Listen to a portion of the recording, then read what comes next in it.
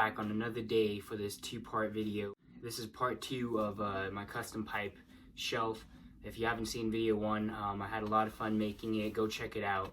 Something like this is affordable, fun to make, and if you love your pipes and you love your tobacco and storing them, you'll love to make this. So let's get started with this video. Alright guys, what I've done here is I've laid out my shelves on this hardboard, and then just marked it out with a Sharpie, and I'm going to be cutting on that line all the way, and that will be the backing of that. Alright guys, I just got it cut out right there, and that's some excess of it.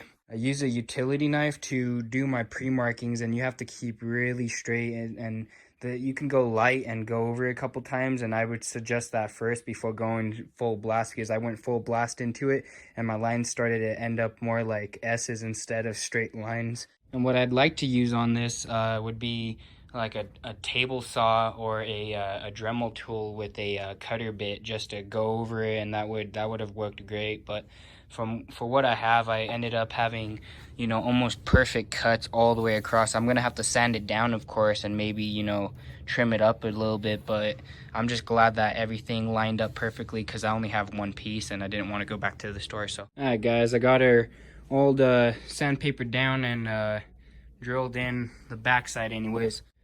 2 bolts up there and 2 bolts down there, and those are wider than these two, and I'll tell you why. I decided after I did these 2 to make them wide, because I'm not putting bolts on the side. I'm actually going to super glue the side, because this is so thin that this side will hold, and there's not much give right now as it is. So I think whether the super glue holds it or not, it should be fine.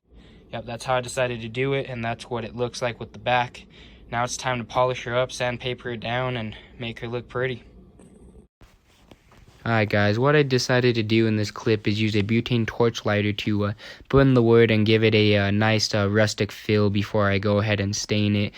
This choice is really up to you guys. Just keep it even if you decide to do it, and don't overdo it unless you want it to look like a can of motor oil.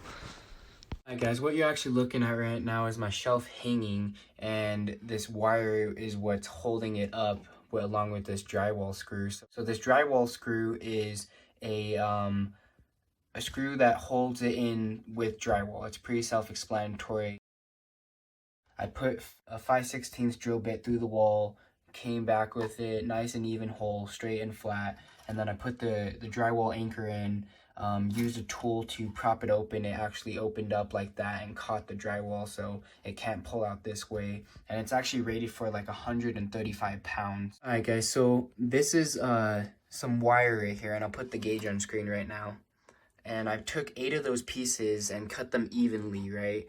And then I spindled them together. If you don't know what spindling is, you're in the same boat as I was. I looked up a YouTube video, and I'll put that video in the description on explaining how to spindle your wire with a drill and some needle nose pliers, or I think he might have used a vise or some sort of holding method. I know this might be a little overwhelming, but stop staring at all the pipes and all the other crap on it and focus on the rustication for a sec. So this is what it looks like when I burned it. I burned it here, here, here, you know, basically all over the place in random places, and even on most of this shelf right here, and even on the side right here. So it gave it a really good feel, I believe, and I like how it turned out. You don't have to burn it. It's your shelf. You do whatever you want. After I did that, I stained it with espresso color of stain that is called espresso.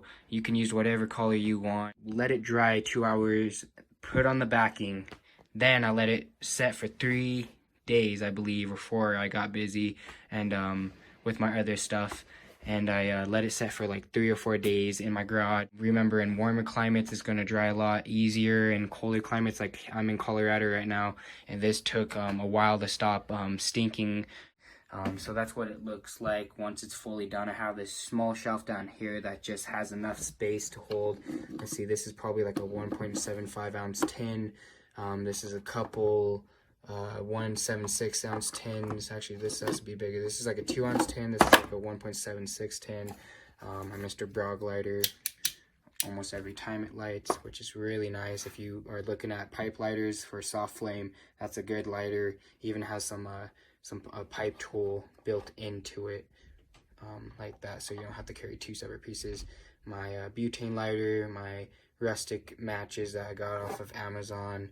I have a tin I'm storing right here, another tin I'm storing, and then this Mississippi Seattle Pipe Club, and this is actually the special reserve edition, blah blah blah blah blah. Got my pipes up there that I like, that fit perfectly on this and do not hang very nicely. This one actually hangs really nicely, and so does this one, but they fit better right there. My battery pack, which actually has a button to change the lighting on it, so that's annoying, so I'm just gonna keep it like that. This is a pipe that I'm storing in the box because I don't want it touching the wood right now. This is just an Altoid can with some Sutliff in it. I'm not even sure what flavor, so I'm not going to get into it. Thome imported Briar Italian small boy pipe. I call it my small boy pipe. Some Briarworks, some corn cob that's actually empty, and just for rusticated looks, I put it up there. Probably won't keep it long. And then this is my shelf, and each hole, I have 9 holes up here, 9 grooves right there, so I could hold a total of 18 pipes if my math is correct. And so yeah, I have a shelf there, my line of pipes there. You can actually put stuff up there like that Altoid can and some, maybe a pipe tool or whatever you want on the backing up here. And then I have another little shelf, that's the middle of it. Then I have another little shelf there, not really, but I use it as a shelf on that end until I get pipes. And then all my pipes hang right there with those holes up there that are all sanded down neatly. And then I have that backing right there and the top. So that's what it looks like all finished. So this is going to be a video for the last day. I'll explain what that is in the next video, so stay tuned for that. So I had a lot of fun making this shelf, and I saved tons of money doing it instead of buying one. It looked great, and if you're asking, it is a little bowed out right there because that middle shelf, I should have just sanded it down like a 1/2 inch and it would have been completely straight, but just bowed out just a bit, not that much I'd say about that.